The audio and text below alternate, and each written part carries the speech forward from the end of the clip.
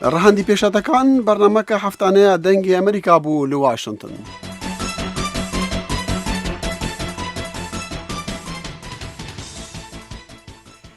سڵاو ئەم کاتتان بەخێر. دیارە بەرنمەکە تازە دەست پێ دەکرێت. جوگرانی بەڕێز زۆر سپاسان دەکەم کە تا ئێستا لەگەڵ بەرنمەکانی بەشی کوردی دەنجی ئەمریکادا بوون و جارێکی تر بەخێراتتان دەکەم بۆ بەرنمەی هەفتانەی ڕەهەندی پێشاتەکان بۆ ئەمڕۆ چوارشەممە 28 مانجی 5 2014 زاینی. بەرنمەی ئەم هەفتەیەمان تەرخان کردووە بە کوژرانی دڵتەزێنی دنیای تەمەن 15 ساڵان لە 24 مانگە بەدەستی هاوسەرەکەی وەک دەگوترێت تەمەن 45 ساڵ تا 40 ساڵان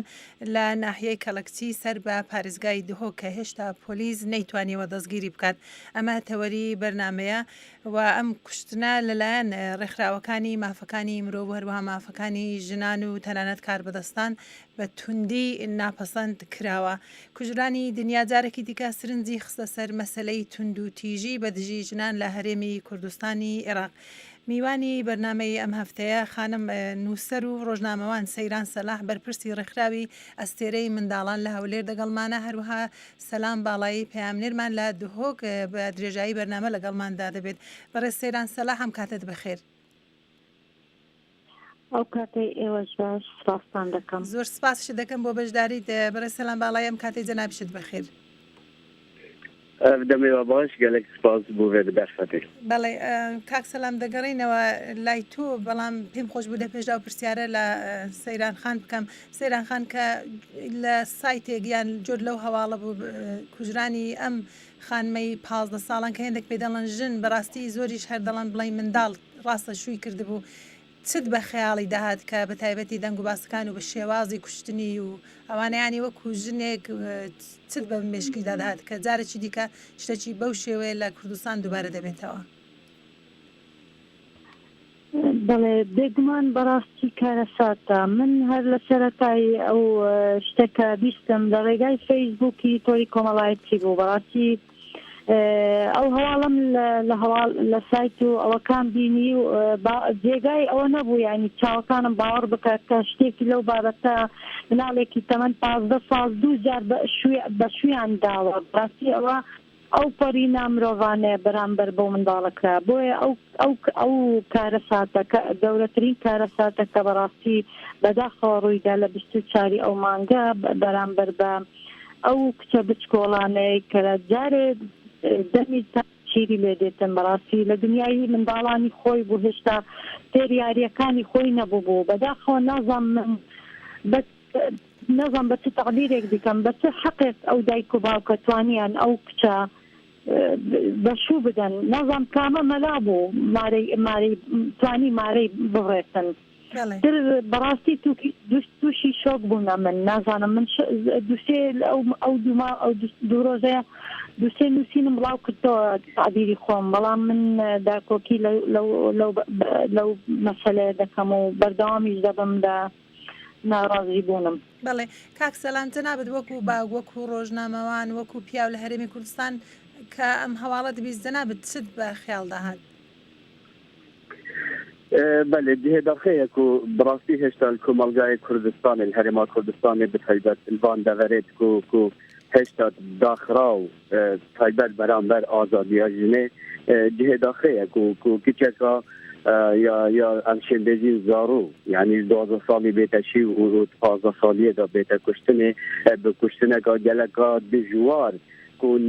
نه ڕەنگێکی گەلێکی کرێتێ توندوتیژیەیە دژی مرۆڤاتی هەنیە. ئەvە پێنەبێتن دلێ هەر کەسێکی پێئێشە و گەلک بڕاستی دیمەنێ گەلک کرێت بی خەلکی هەنیە دیتم تایبەت بڕێکە تۆرا فێسبووکێ دیسان کەناڵیان ڕاگەهاندنێژیدا. ئەvە بوو ئەگەرێ هەندێک و خەلکێک هەمی ئەvێ حەش ئازادیەکەن حەش جوواکێکی سڤیل بکەن گەلک نەرحەتیە خو دیار کرد و دەربڕین و هەروەکی هیچ زانک و دهیل پارێزگەها دهوکێ خونیشاندانجی دژی vêyekê hatekirin û li ber derê dadgeha dihûkê gelek narazî bûn û ya daşnameka baza sêzdeh niqatî jî dadgeha dihûkê belê ku hemî renga evên bi taybet heta hindek rêkxirawên jinan û dîşaniyên civakê sivîl ew daxwastkirin کو نتونه بکوژه دنیای بیت دادگاه کرن بلکو دیکو بابت ویجی بکفنه بر دانوستاندن و دادگاه جلبه کرن باشە کاک سەلام دەکرێت دوا دەگەڕێنەوە سەر مەسەلەی دایک و بابی کاک سەلام بە یارمەتی جەناب دوا دەگەڕێنەوە سەر مەسەلەی ڕۆڵی دایک و بابی وا هێندە کەس بەرپرسیاریان دەناسن لەبەرەوەی کە ڕێگایاندا ئەو کچەکەیان شوو بکاتن پێم خۆش بوو باسی ئەوە بکەی دواترین هەواڵچیە چۆنەکە تا ئێستا جەنابەت باسی ئەوە دەکەی کە لە بەردەم دادگا کۆبوونەوە داوا دەکەن کە ئەو بکوژە دادگای بکرێ بەڵام بکوژەکە دەستگیر کراوە هەوڵەکان لە کوێنە چۆنەکە تا ئێستا کار بەدەستان نایانتوانێ و لە ناوچەیەکی وە بچووک ئەو کابرایە هاوسەرەکەی دەستگیر بکەن نخێتان که تا وی دەمجیێران و کە ئەم گەلوات شێوەکە ڕاستەخۆژی ئەو کەس نەهاتیە دەستە سەرکردن تنێ وی بەهانەیە گوتی و دنیای حەش کوڕێکی کرد ئەوی کوڕی یا خوددایە دەست بێ پۆلیسان و هەروەکی یا خویایەک و دێ دانوستاندن گەلویجی هێتەکردن سەر کێشێ لێ بکوژێ وەیەکێ ئەنکو ئەو تاوانبار حەتانوکە نەهاتیە دەستە سەرکردن ئەڤەژی پتریا خەلکی ئەنکو خەلکی وێ دەڤەرێ ڤەتگەڕینم بوو سڵتا عەشائیرەتگەری گەلێکا زاڵە سەر وێ دەڤەرێ باشە کاک سەلام ئایا سوڵتەی هەشایەرگەری لەوێ زاڵە بەسەرەویان وەکو بڵەن کار بەدەستان بە تایبەتی پۆلیس بێدەسەڵاتن کە نایانتوانیوە هەر نەبی بۆ سوال و جوابکردن بزانین ئەو ژنە ئەو منداڵە تەمەن 15 ساڵانە دنیا چۆن بوو بۆ کوژرا بله ما طبعا او وقت دورك عشيرتگری یازال بیت و سلطه آهوات و سلطه کوچ که بیتن به نویتن دستالات جیبه یا ضعیف بیتن برابر چه دستالات پلیس و چه دستالات هر دستالات گادی برای یکی تا کنو که نشیانه وی گناه باری بگیرن گلک بوتون هنه کن بیجن نخیر او کس نرویه بلکه چه بیت مال آقایکی داد مال سروک عشیرت که وی دفره داد چه بیت حاضی که پاراستن یعنی نوکه بیشون بوویه که تتکرن بله باشا سیران خان لحالتش یاوادا که کاک سلام باسی مسئله تصالاتی آقا کان و سلطه عشیری دکا ای رولی یاسات یعنی سروری یاسات سمانه چی هیا که نتواندریتن هاوسری دنیا دزگیر بکرید بله خاتن اما اگر بمانه باسی رولی یاسا بکن دبی بگرنو سر ڕێکەوتنامەکان و ئەو شتانی کە هەنە لە دنیادا بە پێیبەتەکانی مافی منداڵ و مافی مرۆڤ و ئەوانە پێویستە ئەو بەندانە پەیڕە و بکرێن بەڕاستی من پێناگەم لە هەرێمی ئەو ڕێکەوتنامەی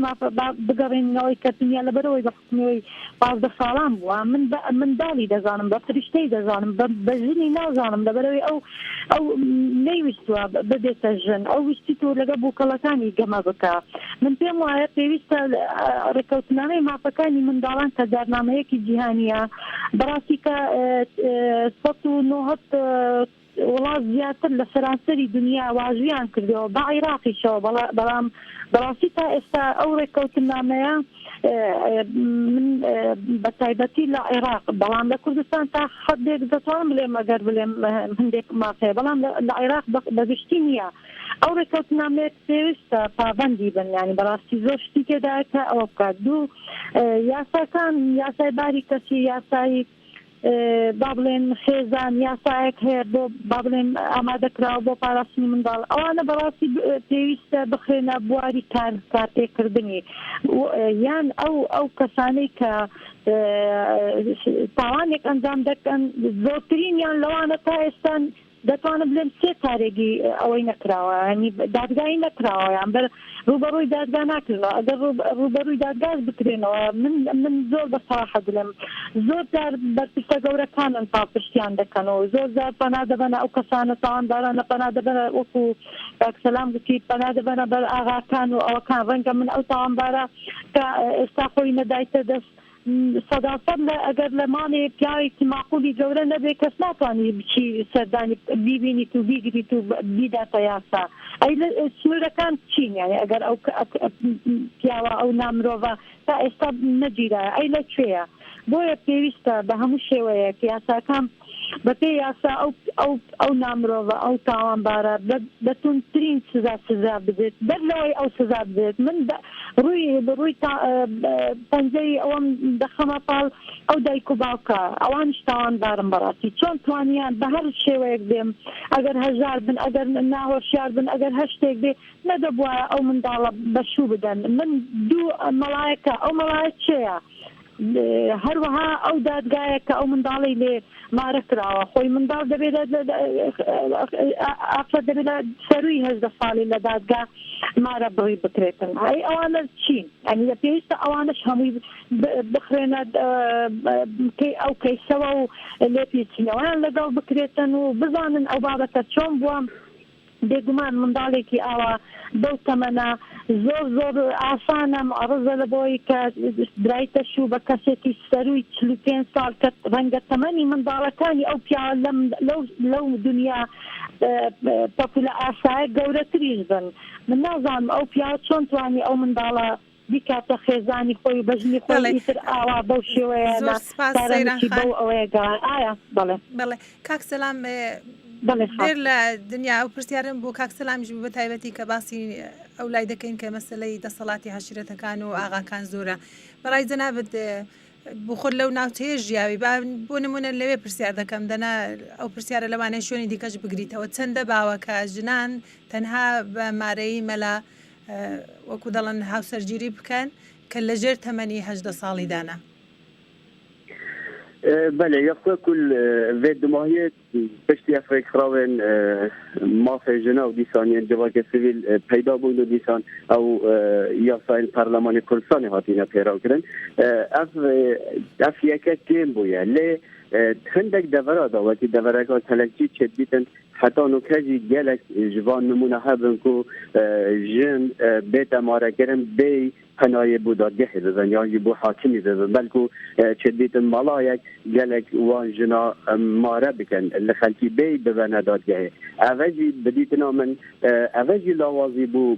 بو دستالات زفریتن یا بو یاسای زفریتن بو دادگه زفریتن چونکه بنویتن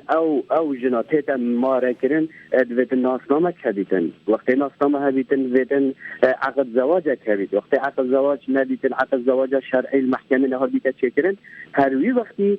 دویتن دانستاندن آنکو دادگه کرن جلوان حسابیت کرن اوید دف ملای مهر کن اوه گلک دیتنه که پاش و ما یکو حتانو که پنایه بودادگه نبن بو مهره کرنای جنه که براستی یعنی گلک دجواری و تندی رکراوین جواگ سویل زیده باری ویه که گواشتن دست حالاته بکن که از بیاردان ماره کرنه دست مالای هر نمی ایتن هیچ رنگی بلی ویه که کمی 18 سالیه گناه که هر مظلومه گناه که هر مظلومت موافق مرو بود موافق هنی تشتگی دا که گواشتن سر تیکه که سر هر انسانه که بیده کرنه تعدای بدنشی اول نمونه هر مظلومه ما تبر خامزت دیماهی اویدی بوده بجم یا ریوبریا تندوتیجی دروکه وینه وی تاوانباری بلاف کریه روزنامه ابرو که روزنامه که روزانه پارزده ها دروکه دست کریتن وینه وی تمامی بلاف کریه و داخواست کریه که هر کسی پیزانین اکثر وی کسی هدیدن دیترین دم آگهداری باشا کاک سلام او رو وینه که بلاو کراوته ونیا او رو وینه که بلاو کراوته بله ابرو البته روزنامه هولیر لسر ماڵپەرچام لێ دەکرد کە راپۆرتەکەی لە هاوڵاتی وەرگر بوو ئەویش وێنەکەی هەمووی نیشاندا ڕۆژنامەکانی دیکە تا ئێستا سەر و چاوی هاوسەرەکان شاردبەوە هۆیەکەی نازانم ئەگەر تاوانبار بکرێت بە کوژرانی ژنەکەی هۆی شارنەوەی سەر و چاوی چیە چونکی لە سەروی تەمەنی 18 ساڵیە لەوەش تێنەگەیشتم بەڵێ سەیران خان پرسیارێکی دیکەش مەتەبەخان تشتێکی حەسکەم بڵێم دوێنێ وەختێ ما خۆی نیشانان کردی بۆ بەردەیە دادگەهێ دادگەهێکی پێ نەخۆش بوو حاکمی گوتی وا کارێمە زەحمەتتر کرد يعني قلت چما ما زحمت که گوتی ندبو و دنگه که مازنج اینا با چون که او ده کتر ترسیتن او توان با ده کتر خول جهن و شادیتر و شیرین مجی گوته ضروره او ما فی هر انسانه که ناراضی بونه که هر همان لحظه دا در ببریدن جبوه که او مهمه آنکو همی کار سرملیت و پلیسانه دویتن هنگی و میگونه باری دست سر. بله سیران خان بخود دزانی که شتی آوارو دادر لرابردوش هبوا خلق زور سرنجیان دادن سرجال لفیسبوک بیتن لدزگاه کانی راگاندی بی ڕێکخراوەکانی مافی ژنان و مرۆڤ بیتن هۆی چییە ئایا لەبەرەوەی وەکو هێندێک دەڵێن توندوتیژی بە ژنان بۆتە دیاردەیەک یان خەریکە هێندەکەس دەڵێن بۆتە دیاردە ئەوەیە ینی چییە؟ تەنانەت وای لێ هات کە سەرۆکی پەرلەمان ئەمڕۆ یوسف محەممەد لە کۆنفرانسی هاوبەشی ڕۆژنامەوانی لەگەڵ نێچیروان بارزانانی سەرۆکی حکوومەتی هەرێم ئەوانیش کاردانەوەیان هەبوو سەرۆکی پەرلەمان یوسف محەممەد دەڵێت ئێمە لە پەرلەمانی کوردستان هەز بە شەرمەزاری دەکەین کە لە هەرێمی کوردستان ئەم کارانە بەرامبەر بە ئافرەتان دەکرێتن و نێچیروان بارزانانی لە کۆنفرانسە ڕۆژنامەوانەکەی دیارە ئیدانەی ئەم ڕووداوە دەکات و دەڵێت کە ئەمە زۆر دوورە لە نەریتی کوردایەتی بۆیە بەجددی بە دواتچوون بۆ ئەو پرۆسەیە و پرۆسی هاوشێوە دەکەین ئەگەر لە نەریتی کوردایەتی دوورە بۆچی هەتا ئێستا بەڕاستی پێ بڵم هەر پەرەی دراوت ینی توندوتیژی بە شێوەی دیکەش لە دژی ژنان پەرەی دراوتێ و هەموو جارش هەموو لایەنەکان ناپەسەندی دەکەن بەڵام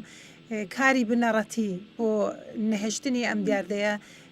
وەکو دەڵێن هیچ سوودێکی نەهات نەبووە هەتا ئێستاگانی کاریگەری نەبووە. بێگومان پێویستە سەرۆکی حکوومەت بەڕێز نێچیروان بارزانی هەروەها بەڕێز کاک یوسف سەرۆکی پەرلەمانی کوردستان دەنگیان هەبێت و بێنە قسە بەڕاستی ئەگەر ئەوان قسە نەکەن و ئەوان چونکم خاوەن بڕیارن ئەوان خاوەن ئەوەنە کەواتە هەموو بەیەکەوە ئیش بکەن بۆچی وەسپاون هەموو بەیەکەوە پێویستە کارێکی وا بکرێ بۆ نمونە کاک یوسف دەڵێت هەست بە شەرمەزاری دەکەین کەواتە دەبێتەوە ئەو ساڵە لە پەرلەمانی کوردستان بەجددی بیر لە ماچی منداڵ بکەیەوە بەر لە هیژمیش من تەسەوور دەکەم لە پەرلەمانی کوردستان تا ئێستا مەلەفێکی تایبەت نییە بۆ منداڵ بۆ ئەگەر مەلەفێک هەبێ ئەوانە بەدواداچنی بۆ دەکرا کەسێکی وەک خانەوادەی دنیا کچێکی لەو تەمەنا بەشوی نەدەدا بڕیار ڕاست هەبێ و کارکراباوە و ئەو شتانە هەروە سەرۆکی حکوومەتیش کە دەڵێ ئەوە لە دوورە لە نەڕێتی کوردەواری بێگومان نەریتی کوردەواری ئەو کەلتورە نییە بەڕاستی کە ئێستا بەو جۆرە زۆرە کوشتنی ژنان و لەسەر ناموس و لەژێر پەردەی نازانم هەر شتێک بێتن کاتی خۆی ئاوانە بوو بەڵام کوشتنی ژن خۆی مەسەلەیەکی جیهانیە لە هەموو وڵاتان هەیە هەر بۆ نمونە هەر ئەوڕۆ ئێستا بابەتێکم خوێندەوە لە سایتێک دەڵێتن ئافرەتێکی پاکستانی بەرباران دەکرێت کرایە هەر دوێنێ لەلایەن خانەوادەکانیەوە بەڵێ باش بەڵام سەیران خان ئەوان ناڵن ئەمە لە نەریتی ئێمەدانە داوای لە بردن لێ دەکەم کوشتن لە هەموو دنیا هەیە بەڵام لە کوردستان بۆچی زیاد بۆ من هۆکارەکەت پێ دەڵێن مۆتەبەر خان هۆکارەکەی ئەوە بەگشتی هەمویان بەرپرسیارن لە ڕووی دەسەڵات لە ڕووی ڕاگەیاندنەکان ڕاستی هەر بە هیچ شێوەیەک گرنگی بەوە نادن لە باتی چارەی مەسەلەکە بکەن ئەچن هەندێک مەسەلە هەیە زەقی دەکات ئێستا من نازام هەموو سایتەکان دەخینەوە پۆلیس دەڵێ نەخێوانیە هیچ دەست سینگ و مەم کوشتی لێ نەکرایتەوە سایتەکانیش یەک دەڵێ چاوی لێکرایتەوە یەک دەڵێ ینی سینگی نەما یەک دەبێ ڕەشی لێکرایتەوە شێوەیە خەڵک بۆ خۆی ئایا دەکات و بۆ ئەوی خەڵکی سەرنجی خەڵکە کرا بکێشن ئایا کامەیان خوێنەری زیاتر دەوێت بەداخەوە ڕاگەاندنی کوردی زۆر ڕاگەاندنێکی ناڕەحم بە خەڵک دەکا و ڕەحم بە کۆمەلگای خۆم یەکێکم لەو ڕۆژنامە نووسانەی کە دوای راپەڕین لەناو وەسەتەکە ئیش دەکەم دوو ئەو پەیڕۆ ئەو یاسانێک کە جەنابەت باست لە بیداتەوە باوەڕ کە ئەگەر بێت و بە پێت ئەو پەیڕۆی ئەو یاسانە بڕۆین خەڵک ڕێز لەو یاسا بگرێ باوەڕ کە ئەو شتانەش سەیران خان بەداوای لێ بردن قسەکانت پێ دەبڕم ببوورە پێم خۆش بە شتێک بڵین کە خەڵک ئەگەر ڕێز لە یاسا بگرێتن ئەگەر هاتو خەڵک وەکو هاوڵاتیەک ڕێزی یاسای نەگرت ئەوەی بەرپرسی داسەباندنی یاسا و لێ بەرپرسیارە لێرە لە وڵاتی یەکگرتوەکانی ئەمریکا ژوایە بە هەر شێوەیە کە ببینی خەڵکی وا هەیە ڕێزی یاسان نییە بە هەر شێوەیەک بیتن بەڵام بەرپرسی داسەباندنی یاسان و بەرپرسیاریان دەکەن باشە پرسیارێکمان بۆ هاتووە هەر لە ئێستا کە بەرنامەکە بەڕێوە دەچێتن ئەگەر بێت و بەڕێزان نێچیروان بارزانی یوسف محەممەد ئیدانەی ئەم کوشتنە بکەن ئەی کاری ڕێکخراوەکانی ژنان و مافەکانی مرۆڤ چینە ئەی ئەوان دەبی چی بکەن ئەتو لەو بارەوە چ دەڵی زۆر بە کورتی سەیران خان بێگومان ڕێکخراوەکان ڕۆلێکی سەرەکیان دەبێت بۆ هاوشانی لەگەڵ حکوومەت لە هەموو پرسەکانی ژیان بواری ئافرەت بێ منداڵ بێ گەنج بێ پیر بێ لاو بێ هاوشانی حکوومەتن لە هەموو شێوەیەک پێویستە ڕێکخراوەکان بێدەنگ نەوەستن بۆ نمونە ڕێکخراوەکانی منداڵان با من زیاتر تەرکیز دەکەمە سەر بە ڕێکخراوەکانی منداڵان ڕاستە ژنانیش ئەوە دەکەم بەڵام ئەو کچە منداڵ بووە زۆر ئەوەیەکی زۆر گەورەیان لێ کردووە کە بە شویان داوە ڕەنگە بووکەڵەکەی لە کۆشی بۆ بمەڵە بانگیان کردووە هینایان لە لای مەڵان مارە کراوە من ئەوە تەسەورم بۆ هاتووەکە لە کۆڵان یاری کردەوە هەیناتیان ماریان کردووە نازانێ بابەت چیە وا دەزانی چیە ئیتر ئەو منداڵە ئەوەیە مەعەرەزە بۆ خەڵات کەسێک ببێنە وەکو باوکی خۆیکی قەیواد شووی پێ کردووە مەعەرەزە لە بۆی کەسێکی تر ببینێ لە تەمەنی خۆی لێی تێ بگاتن ئەگە هەڵەشی کردبێ مناڵە بۆیە پێویستە هەموو ڕێکخراوەکانی ئافرەتان و مناڵان بە هەموو شێوەیەک ئەوەیە زیاتر دەستی لەسەر بکەن یاساکان بەهێزکەن یاساکان پەیڕەو بکرێتن لەناو پەرلەمان بەشێکی تایبەت هەبێت بۆ منداڵ تکایە بەستە لە پەرلەمان مەلەفێکی هانش نەبێتن لەناو مەلەفەکانی تر کە ڕەنگە هەندێک جار هەر باسی لەوە ناکرێ یان لەناو حکوومەت بۆچی تا ئێستا من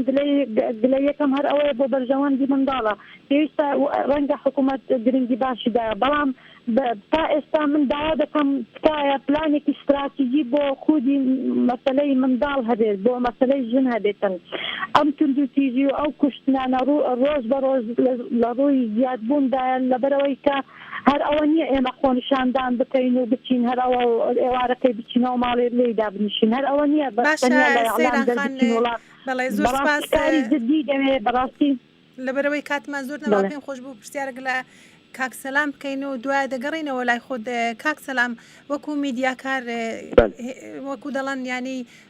هەڵوێستیان شێوازی ڕووماڵکردنی دەستگاکانی ڕاگەاندنی کوردی سەبارەت بە مەسەلەی کوژرانی دنیا بەگشتی تکا زۆر بە کوردی چۆن دەبینی و هێندێک هەموو جارە دەڵێن سیاسەتمەداران سیاسەتی دووڕوویان هەیە بەداوای لێبوردن لە دەستگاکانی ڕاگەاندنی کوردستانیش دەبینم زۆر جار سیاسەتی دووڕوویان هەیە کە دەگەنە سەر مەسەلەی ژنی کورد معاملەیەکی جیاوازە بەڵام دەبینین باشترین یا بەتوانین بڵە محتەبەرترین دەستگاکانی ڕاگەاندن ئەوانەی زۆربەی بە دوی هەواڵی گرنگ و سەرنجڕاکێش دەکەون لە پڕ دەبینی خەبەرەیان هێنا کیم کارداشیان ئەوەی دەبەر کرد و ئایفا وهبی ئەو لە وروژێنەرەی دەبەر کرد و یعنی وە دەشبینی خوێنەریشی هەیە لەوانەیە لە ماوەی چەند کاتژمێرن 15,000 خۆم دیتومەوە متابعی دەکەم بە دوای بکەون ینی ئەمە چ جوورەکە ینی لێکدانەوە لەسەرەوە چییە کچی کورد بە شێوەیەک مەعاملەی دەگەڵ دەکرێەوە دەستگاکانی ڕاگەاندنیش لە لای خۆیانەوە و هەز دەکەن ئەمە جۆرە ئازادیەکە دەیهێنن ئایا بەو شێوەیە ئەوە بەخشینی ئازادیە بە ژنان یعنی مەبەست چییە یان هەر زیادکردنی خوێنەرە بله پتر بدیتنا من هر تنه مسئله که رکلامه چند تا بله یعنی رکلامه که پنه بهنده یکو پتریا جارا یعنی پتر هجمار جبه نتروتن اگر نه یعنی نانسیه که آن هر هنرمند از کرد بیتن عرب بیتن جلگ کره برخو یا گوهری نکر یا کلیب اگر چکر واسطه بلا خبره که بس نه گله گرینگ کو بی تماشا باشه کاک سلامتی ئەوەی هەزبەوە ناکەی شتێکی کە کەمی هەیە بزانین دنیا چێ بوو حەزیلەت بوو حەزیلەت گۆرانی بێژەک بوو لە چ زۆرە بەرگ و جلێک بوو ینی چ ئاواتی هەبوو پێی خۆش بوو چ بە لەو ئەوەی بە کەمی نازانی لە ڕووماڵکردنی کەسێکی کە ئەوا سرنجی هەموو هەرێمی کوردستانی بۆ خۆ ڕاشێشاوە ینی ئەوەش بە کەماسێک نابینی